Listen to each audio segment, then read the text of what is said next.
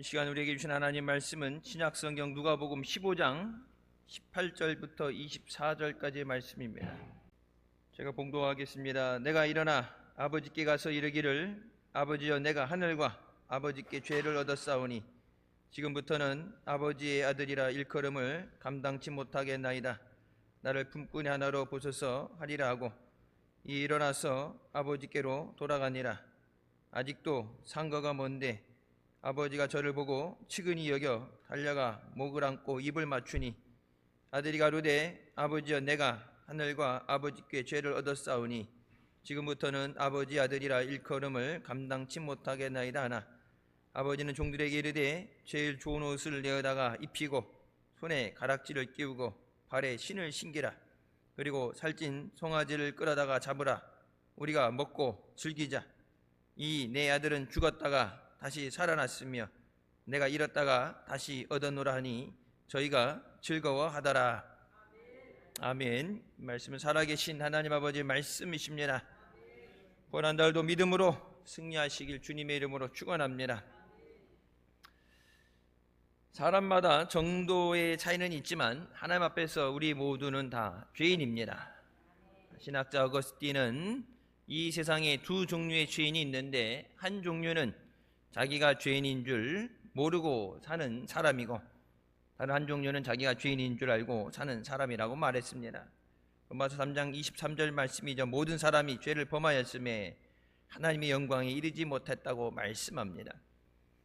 죄가 크냐 작으냐 우리는 그것을 가지고 논하지만 하나님 앞에서는 모든 사람이 죄인이다. 그래서 하나님 앞에 나올 때 먼저 우리의 죄를 하나님 앞에 회개하고 하나님의 은혜로 또 우리의 삶이 승리하는 삶 되시길 주님의 이름으로 축원합니다. 오늘 본문 말씀은 잘 아는 탕자에 대한 말씀입니다. 은혜라는 것은 깨닫는 것이 은혜입니다. 물론 미스바 때도 말씀드렸죠. 내가 필요한 것을 달라고 해서 받는 것 그것도 은혜죠. 은혜는 하나님의 선물이다. 내가 필요한 것을 구할 때 구하는 것을 받는다. 그래서 예전하고 요즘은 많이 다르죠. 생일날 그냥 이렇게 옛날에는 부모님이 이렇게 사서 줬는데 요즘은 뭐 갖고 싶냐고 물어봐서 사주죠. 성탄절 선물 뭐 갖고 싶냐 그래서 이제 흔히 뭐 위시리스트라고 그래갖고 이렇게 쭉 항목별로 뽑아놓고서 가격이 어느 정도 얼마 선에서 맞춰서 한다 그러면 자기가 갖고 싶은 것을 기왕이면 내가 갖고 싶은 거 갖는 게 기분이 좋죠. 그래서 내가 원하는 것을 요구를 하는데 때로는 항상 그렇게 다 맞춰줄 수는 없죠. 우리가 하나님 앞에 나와서 기도할 때 우리가 생각하는 은혜라는 것은 내가 원하는 것을 받는 걸 은혜라고 생각을 하죠. 병든 것 고쳐주세요. 뭐 취업이 되게 해주세요. 성적이 잘 나오게 해주세요. 뭐 이런저런 문제들 기도하는 것들이 다 되면 그걸 은혜라고 생각하는데 은혜의 여러 가지 중에서 하나님 말씀을 듣고 깨닫게 하시는 것도 은혜입니다. 말씀을 듣고 깨닫지 못하면 아무리 좋은 말씀을 주셔도 하나님의 길로 인도하셔도 그것을 듣지 못하면 내게 맡겨진 것을 주시는 것을 받을 수가 없습니다. 오늘 본문 말씀에 둘째 아들이 아버지에게 와서 내가 나중에 물려받게 되는 재산을 먼저 나누어 달라고 얘기합니다. 자, 이 아들의 입장에서 물론 한 번이 아니라 계속해서 줄 때까지 때를 썼겠죠. 근데 이 아들의 입장에서는 달라는 거 재산을 준 게 부모님의 은혜가 아니라 달라고 해도 안 주고 그 재산 나가서 탕진하고 고생이랑 고생하고 오늘 본문 말씀에 고생하다가 배골을 굽고 그래 돼지가 먹는 쥐업 열매도 몰래 훔쳐먹고 그러다가 참 내가 이렇게 여기서 그지같이 사느니 차라리 우리 아버지 집에 가자. 우리 집에 아버지 집에 가면 종들도 따뜻한 밥 먹고 더 나은 상황이 나는데 이제 고생하다 깨닫게 된 게 아버지 집으로 가자. 달라고 했을 때 준 것, 그래서 받아갖고 그것을 가지고 산 것이 어떻게 보면 이 사람 입장에서는 좋은 게 아니라 아버지가 그 재산을 나눠주지 않고 집에 머물러 있으면서 자기에게 필요한 것을 하도록 하는 것, 그게 이 사람에게 필요한 은혜예요. 달라는 대로 다 주는 게 아니라. 여러분, 우리가 구하는 건 하나님이 왜 모르시겠어요? 우리에게 필요한 것, 있어야 될 것을 다 아시고 미리 예비하시고 우리를 불러주시는 하나님인 줄 믿으시기 바랍니다. 아멘도 이렇게 아멘 늘어지지 말고 아멘 아멘 하게 되면은, 아멘도 이제 좀 힘있게 해야지. 여름 더운 거 지나가, 더울 때는 내가 더우니까 그렇다 생각을 하고 힘드니까 몸 하나 꼼짝하기 싫죠. 더워서 몸이 축축 늘어지고, 이제 더운 거 이제 지나가니까 아침 저녁엔 찬바람 불고 그러니까 이제 아멘도 힘있게 하고, 박수도 치면은 소리가 나야지. 박수는 치는데 소리가 안 들린다. 하나만한 치나만한 박수죠. 박수 믿음으로 믿음으로 쳐야지. 정 안 되면은 건강을 위해서라도 손가락 끝에 있는 말초신경, 박수를 칠 때 말초신경이 자극이 돼서 건강하게 되죠. 언제 목사님 말씀하셨을 거예요. 부흥회 가서 폐결핵 환자 있는데 박수 친데 안 치니까 박수 치라 했더니 아파갖고 못 친다, 힘들다니까. 그때 이제 목사님이 뭐 늘 그러신 건 아니지만, 박수 안 치고 죽으나 박수 치다 죽으나 어차피 죽는다면 차라리 박수 치다 죽으라고, 이제 그런 식으로 좀 무섭게 엄하게 말씀하셨어요. 그러니까 박수 치라고 계속 보면서 박수 치라고, 박수 치라, 더 세게 박수 치라고. 근데 여러분, 박수 치다가 폐결핵 났어요. 그 사람 입장에서는 아이고 그냥 간신히 앉아 있는데, 그게 은혜가 아니라 나를 살리는 것이 은혜. 기도하러 나오게 하고 말씀을 붙잡고 부르짖게 하고 말씀을 짓게 행하게 하는 것, 마지막 때 여러분 우리에게 가장 필요한 하나님의 은혜인 줄 믿으시기 바랍니다. 모든 사람이 죄를 져서 죄인 아닌 사람이 없다. 그러면 하나님 앞에 나올 때 일주일간 살면서 죄 안 진 사람이 없는데, 세상에서 얘기하는 법의 그 기준 틀에서는 법을 안 알게 쓸 수 있어도 하나님 앞에는 모든 것이 죄다.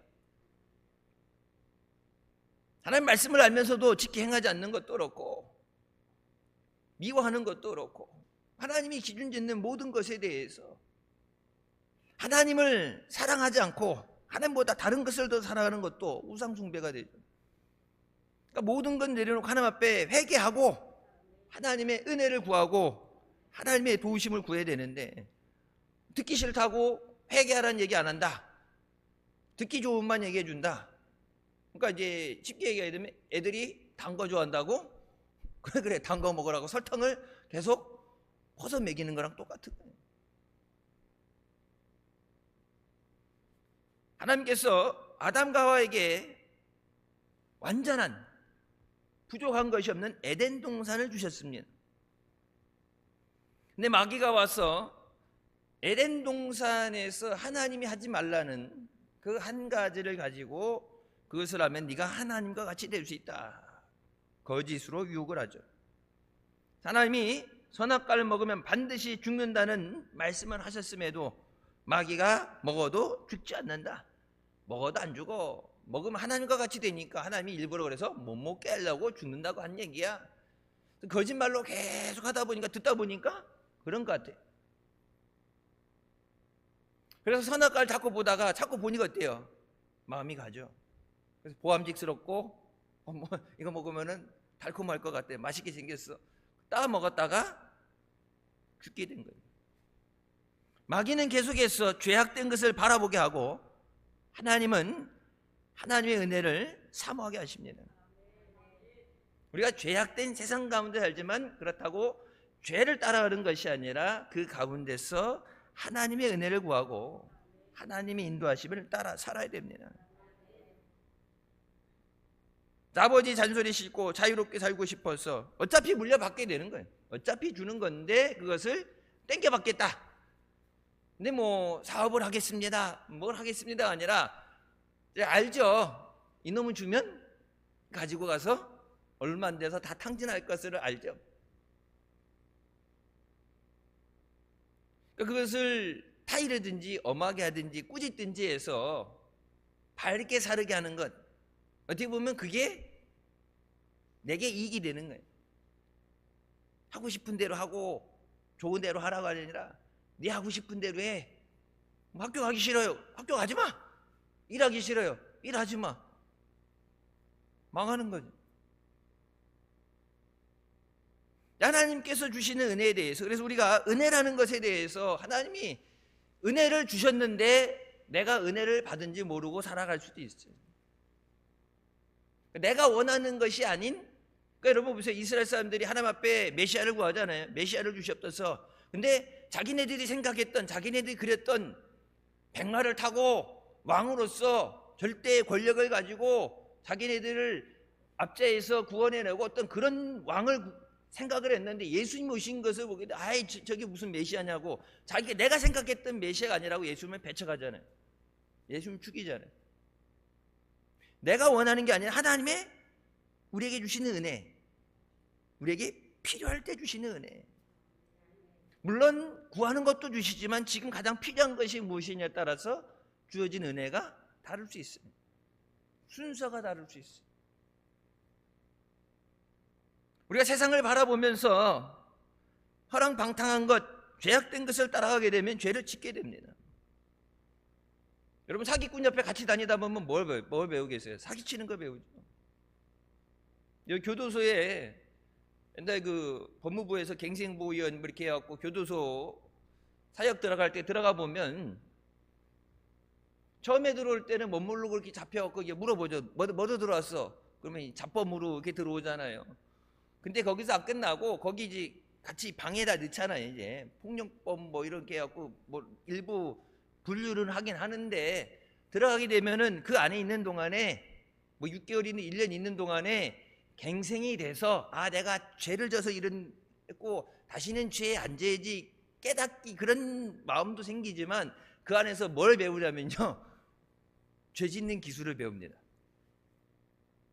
실제 들어서 성경 공부 이렇게 하고 이제 그 잠깐 쉬는 시간 이렇게 얘기하는데, 대부분 1법으로 안 끝나고 계속 2, 3, 4 늘어가는 게 거기서 가르쳐 준대. 선배들이 어떻게 하다 잡혔어, 털다가 어떻게 털어, 에이 멍청한 놈, 그렇게 터는 게 아니고 터는 건 이렇게 터는 거야 갖고 거기서 기술을 가르쳐 준대.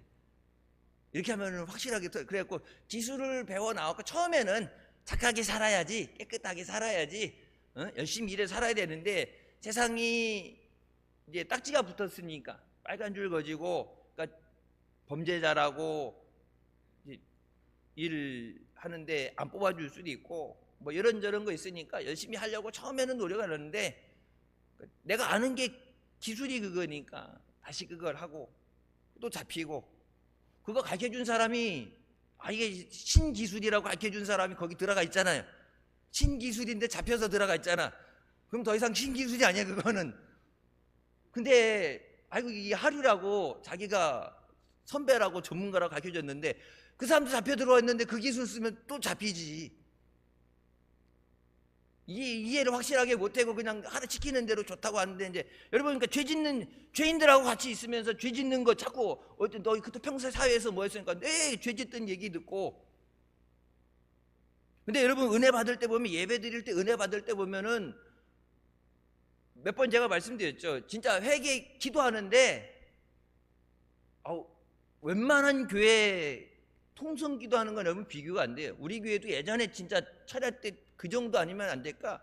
여의도 수목원교회도 가서 훈련 받는다고 6개월인가 가 있었지. 만나교회도 가 있었고 부산 풍성한교회도 갔고, 나름 뜨겁다 그러고 많이 모이는데 수천 명 모이는 데 가서 훈련 받는데 이 숫자에 비해서 자기가 죄인인 걸 알아요.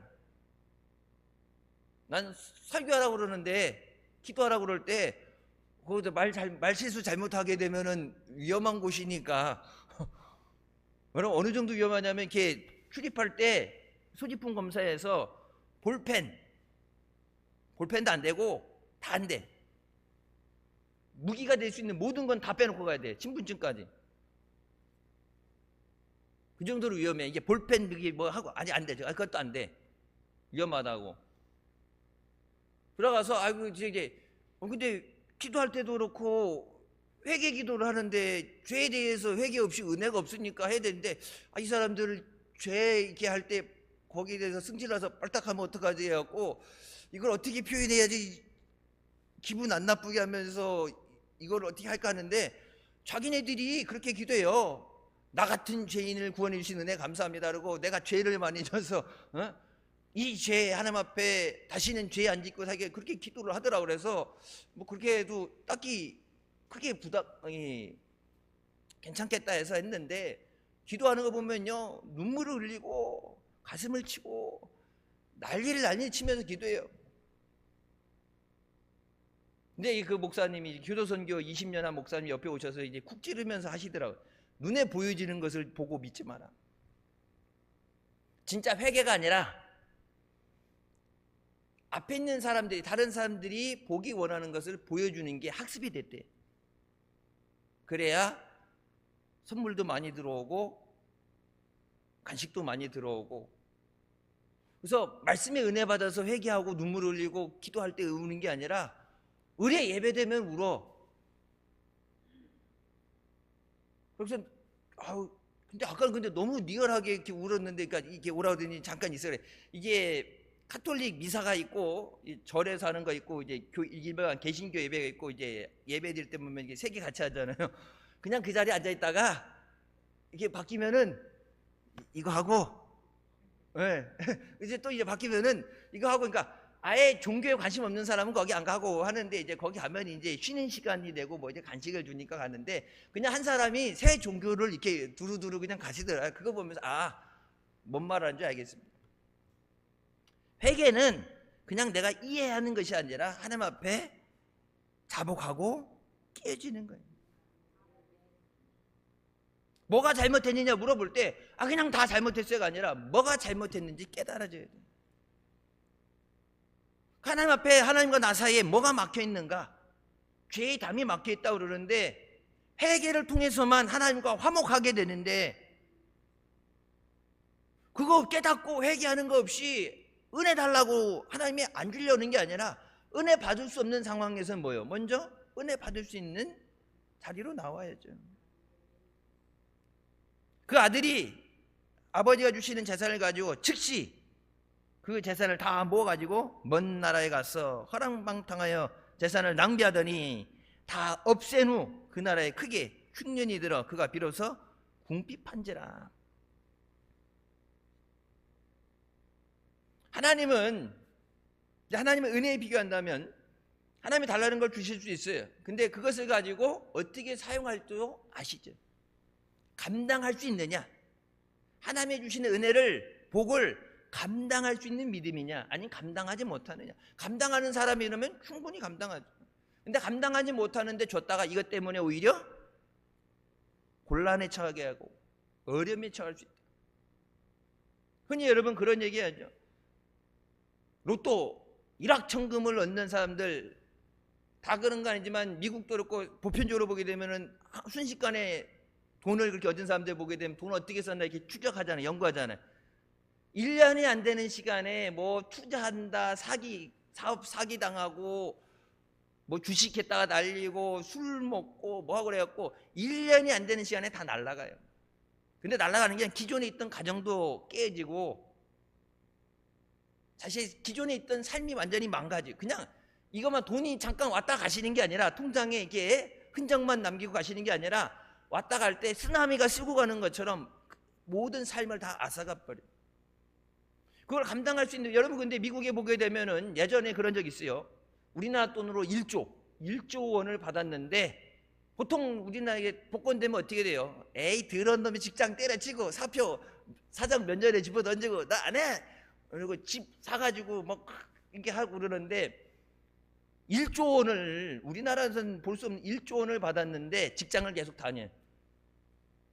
나이가 됐는데 직장을 계속 다니고, 자기가 그 돈 갖고 이제 조그만 시골 동네 사는데, 시골에 어려운, 그러니까 병원, 소방서, 일반 사람들 낙후된 것, 부족한 것을 다 그것을 주민들 위해서 봉사하고 일을 계속 다니고, 그거는 이제 필요할 때, 급할 때 써야 되는 것으로 그거 저금해 놓고 안 건들고 그냥 일상생활 원래 살던 그 상태로 계속 한대.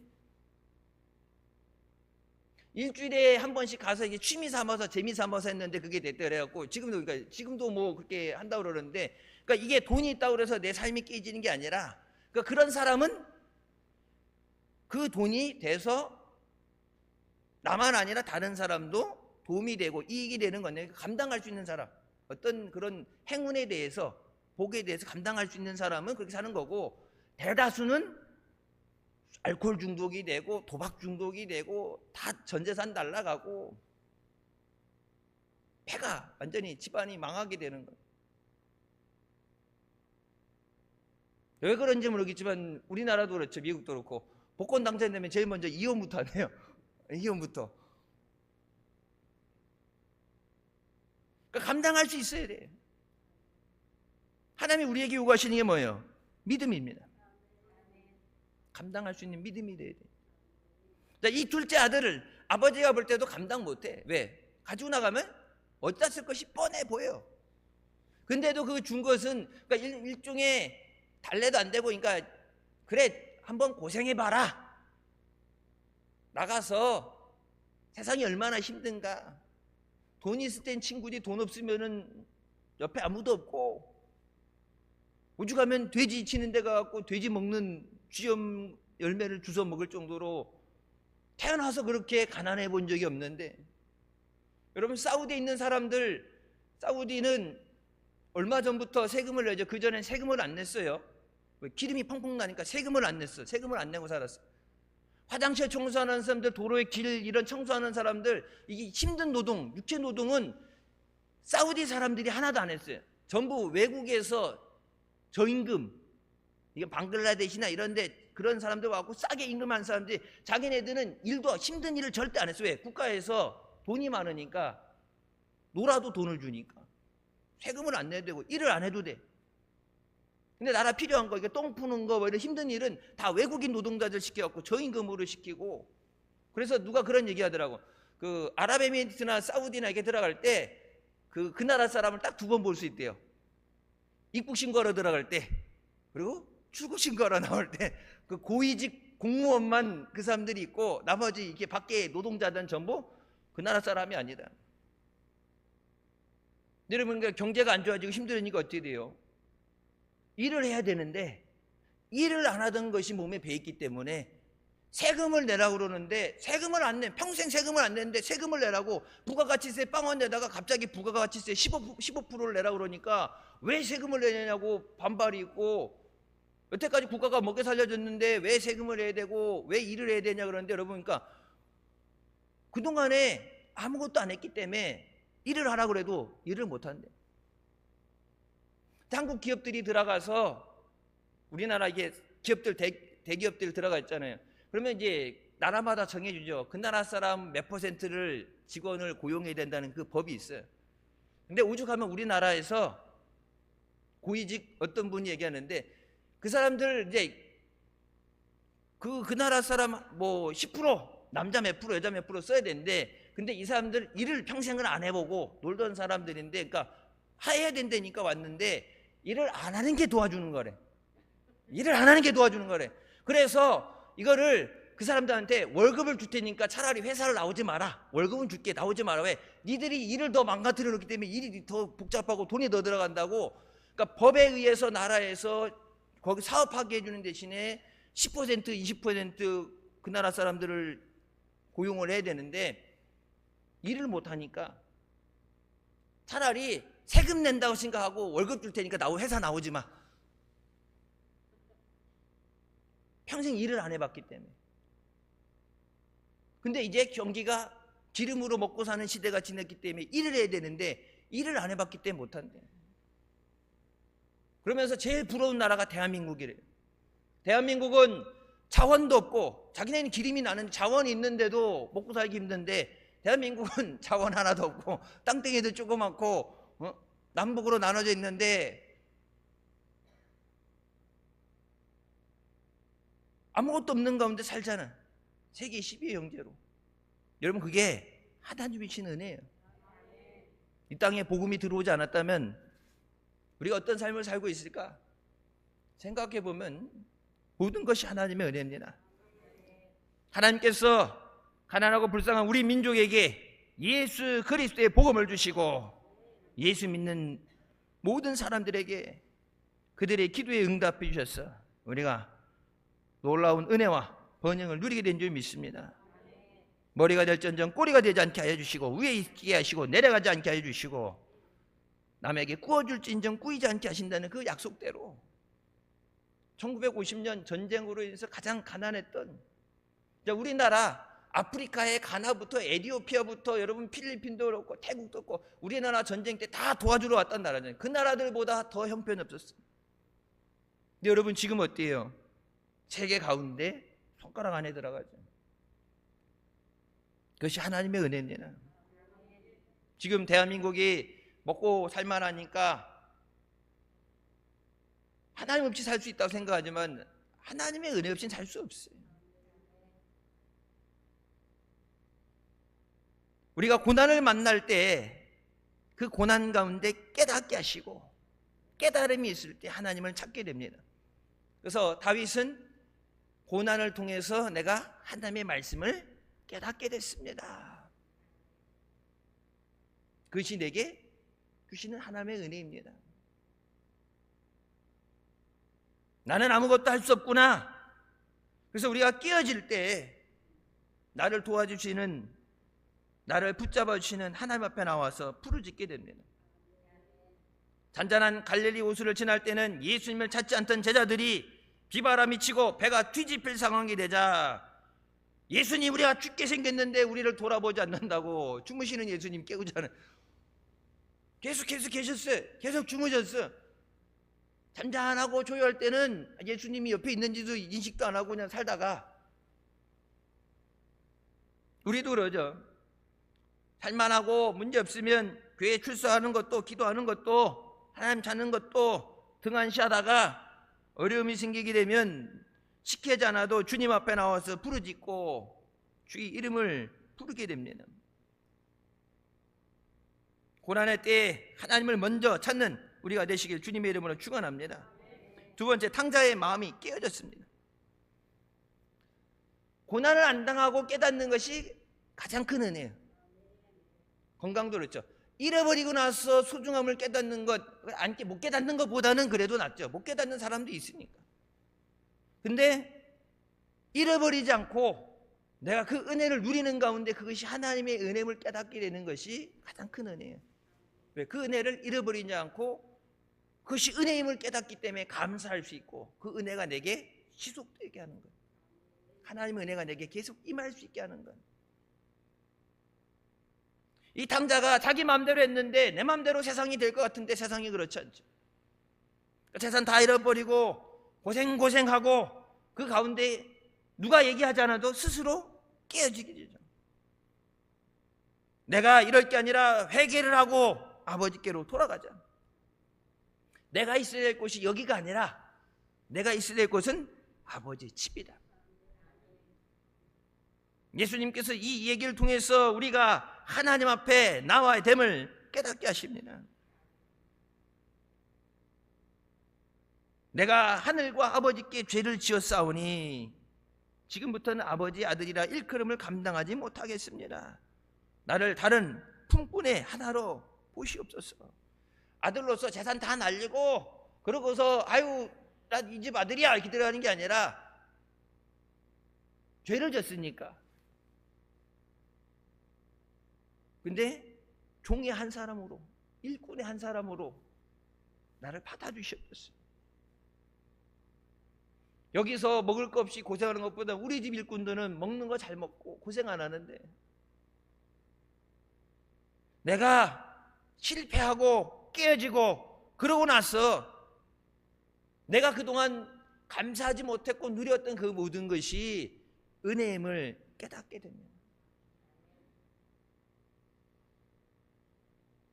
상당수는 그렇죠. 건강에 대해서 관심 별로 안 하다가 건강에 문제가 생겨서 아프고 나면은 이제 건강에 대해서 관리를 잘하게 되죠. 물질 같은 거에 대해서 어려움을 당하게 되면 그 뒤에 이제 물질에 대한 관리가 생기게 되죠. 집 나갔던 그 아들이 무사히 돌아오기만을 원하는 것이 아버지의 마음이에요. 탕자 같은 우리가, 죄인인 우리가 하나님 앞에 돌아오기를 하나님 지금도 기다리시고 또 우리를 부르십니다. 우리가 하나님을 사랑한 것이 아니라 하나님이 우리를 사랑하셨고, 우리가 하나님을 찾은 것이 아니라 하나님이 우리를 찾아오셨고 우리에게 은혜를 베풀어 주십니다. 성경에 말씀하시죠. 우리가 아직 하나님과 원수되었을 때 하나님께서 그 아들 예수 그리스도를 보내셔서 십자가에 몸찍히고 피 흘려서 우리의 죄를 다 속량하시고 우리를 하나님 안에 회복시키십니다. 하나님이 부르지 않으면 이 자리에 나올 수가 없어요. 하나님의 은혜 아니면 나올 수가 없어요.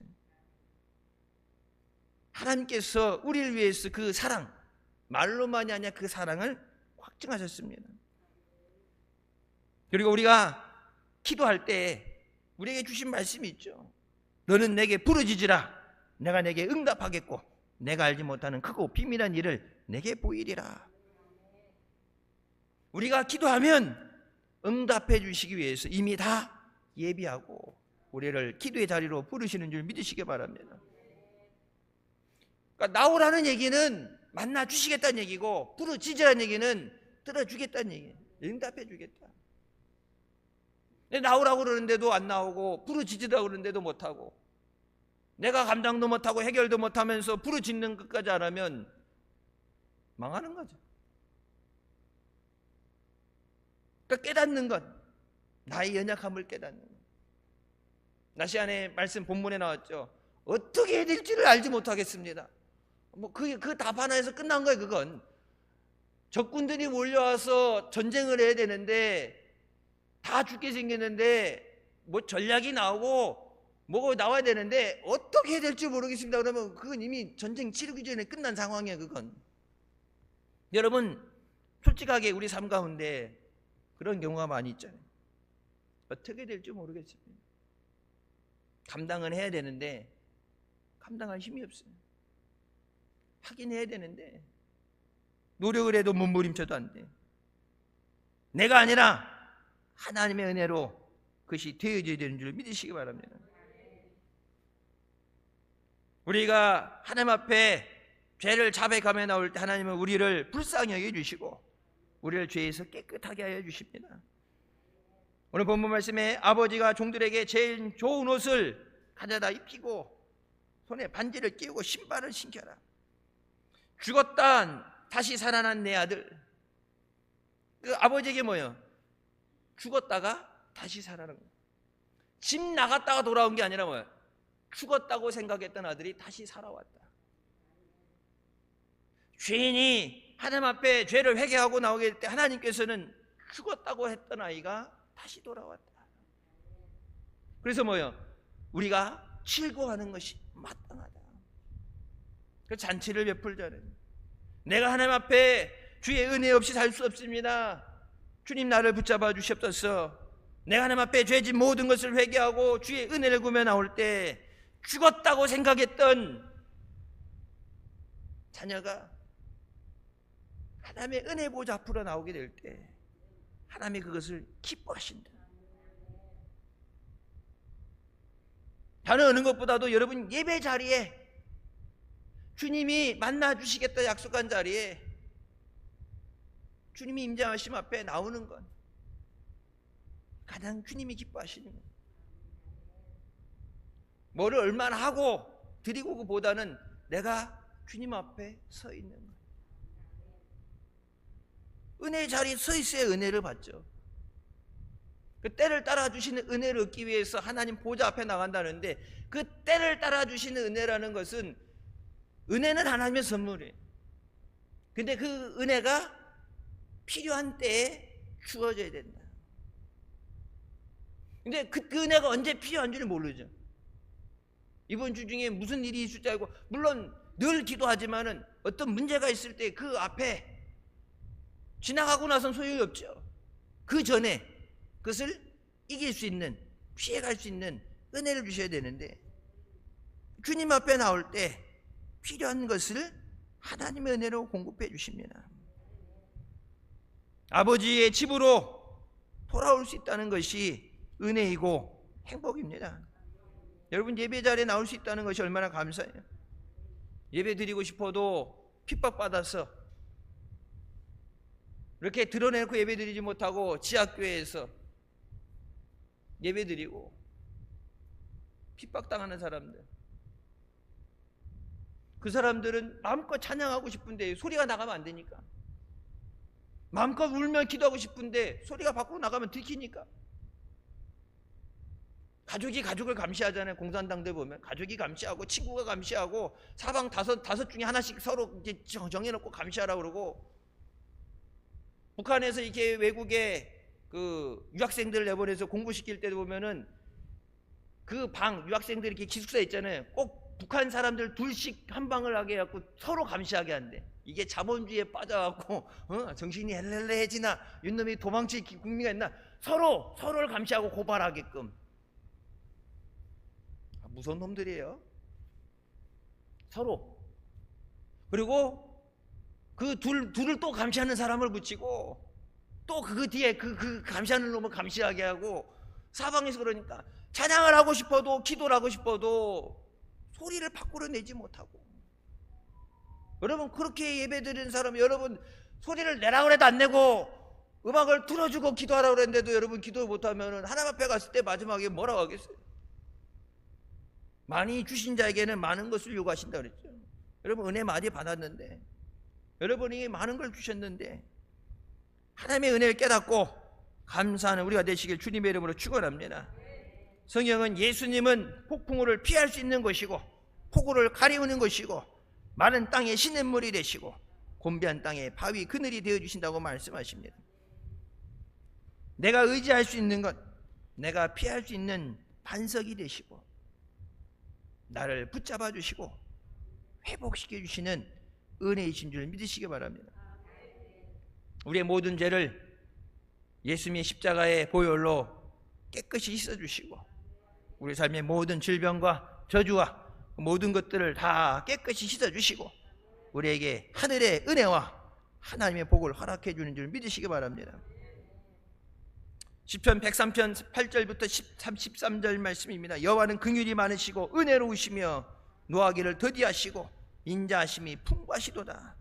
자주 정책하지 아니하시며 노를 영원히 품지 아니하시리로다. 우리의 죄를 따라 우리를 처벌하지 아니하시며 우리의 죄악을 따라 우리에게 그대로 갚지 아니하셨으니 이는 하늘이 땅에서 높음같이 그를 경외하는 자에게 그의 인자하심이 크심이로다. 동이 서에서 먼 것 같이 우리의 죄가를 우리에게서 멀리 옮기셨으며 아버지가 자식을 긍휼히 여김같이 여호와께서는 자기를 경외하는 자를 긍휼히 여기신다. 하나님을 경외하는 자를 긍휼히 여겨주신다. 성경 말씀하시죠. 우리가 이전에는 긍휼히 여기심을 받지 못하다가 이제는 긍휼히 여기심을 받았다. 불쌍히 여겨주시고 은혜를 주시고 해야 되는데, 예전에는 죄 아래 있을 때는 그 긍휼을 받지 못하는 자였는데 예수 그리스도 안에서 그 긍휼의 은혜를 받을 수 있다.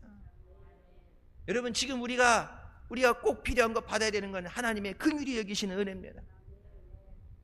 불쌍히 여겨주시는 거. 우리 어려움 가운데 불쌍히 여겨주시고 우리의 작은 신음하는 소리까지도 듣고 응답해 주시고 환난 가운데 우리를 건져주시고 능력의 손으로 우리를 붙잡아 주시는 것, 긍휼히 여기시는 은혜가 있어야 돼요. 9월 한 달도 그 긍휼히 여기시는 은혜 가운데 믿음으로 승리하고 영광 돌리게 하여 주시옵소서.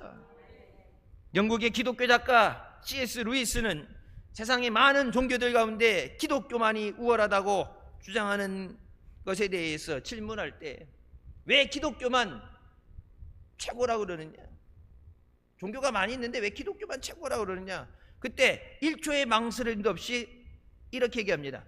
바로 하나님의 은혜 때문이다. 다른 모든 종교보다 기독교가 뛰어난 것은 하나님의 은혜, 하나님의 한없는 사랑, 우리에게 모든 것을 주시고 예수 그리스도와 함께 모든 것을 주시지 않겠느냐, 우리에게 생명을 주시고 구원을 주시는 그 하나님의 사랑, 세상을 다 값을 지불해도 갚을 수 없는 그 은혜. 주님은 오늘 탕자의 피를 통해서 죄를 깨닫고 주님 앞에 나올 때 그것을 긍휼히 여기시고 은혜를 주시는 것을 말씀하십니다. 내가 죄인이라는 걸 깨닫고 주님 앞에 나오면 주님은 긍휼히 여겨주시고 우리를 죄 가운데 깨끗하게 해주십니다.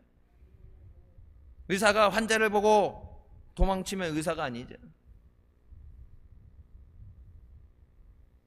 요즘 뭐 뉴스에 나오죠. 119 앰뷸런스 타고 가는데 의사가 없어서 여기저기 병원 5군데를 돌다가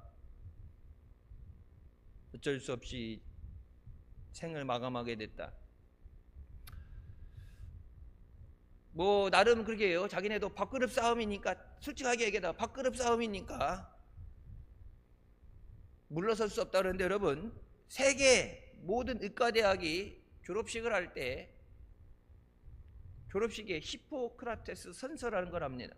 맹세를 해요. 뭐 여러 가지 이렇게 쭉 있는데 전 세계가 똑같아. 한국말이냐 한글이냐 영어냐지 전 세계가 1956년인가 전 세계가 이게 히포크라테스 원래 있던 것에서 조금 이제 수정을 해가지고 전 세계가 똑같이 선서를 하게 되는데, 제일 첫 번째 나오는 게 나는 인류에 봉사하는데 내 일생을 바칠 것을 엄숙히 맹세합니다.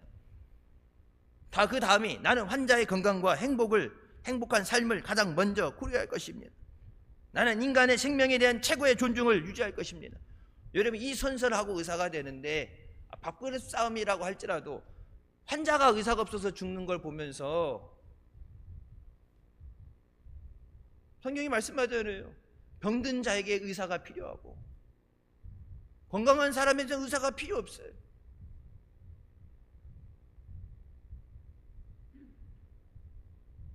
예수님이 오신 이유는 죄인에게 예수님이 있어야 되기 때문이다.